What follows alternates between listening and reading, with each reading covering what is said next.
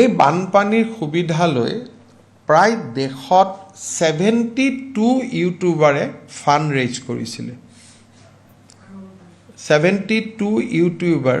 has raise fund গতিকে আমি তাতো নজৰ ৰাখিছোঁ যেনেকৈ সমৰ গগৈৰ দৰে সকলোৱে খুব ভাল কৰি খৰচ কৰিছে কিন্তু ৰাজ্যৰ বাহিৰৰ কিছুমান ইউটিউবাৰেও ফাণ্ড কালেকশ্যন কৰিছিলে গতিকে সেই ফাণ্ডবিলাক শিৱসাগৰ চৰাইদেউত আহি পাইছেনে নাই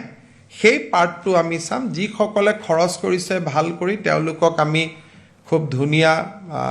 অসম চৰকাৰে অভিনন্দন জনাই তেওঁলোকক পত্ৰও লিখিব কিন্তু যিসকলে পুঁজি কালেক্ট কৰি ফ্লাডত জমা দিয়া নাই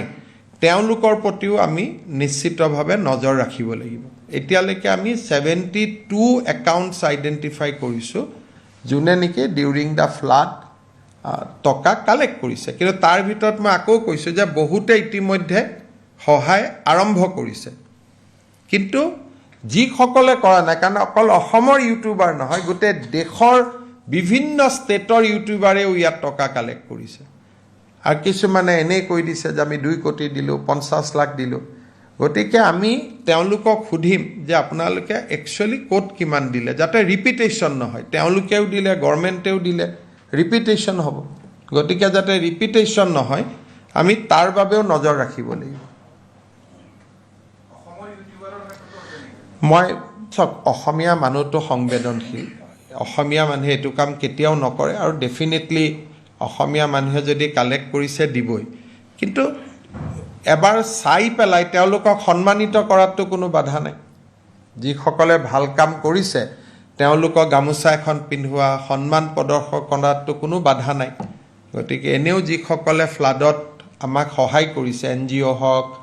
বা কোনোবাই দেশৰ বাহিৰৰ পৰা বিদেশৰ পৰা যোনে যেনেকৈ সহায় কৰিছে ৰাজ্য চৰকাৰেতো তেওঁলোকক সন্মান এটা জনাবই লাগিব গতিকে এইটো আমি ইনকুৱাৰী নহয় আমি সন্মান জনোৱাৰ প্ৰক্ৰিয়া এটাহে আৰম্ভ কৰিম যে যিসকলে ভাল কৰি কাম কৰিছে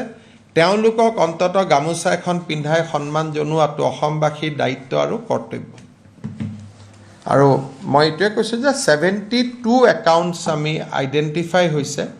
আমাৰ পুলিচে আৰু আইডেণ্টিফাই কৰি আছে তেওঁলোকৰ যিটো চাইবাৰ চেল আছে আৰু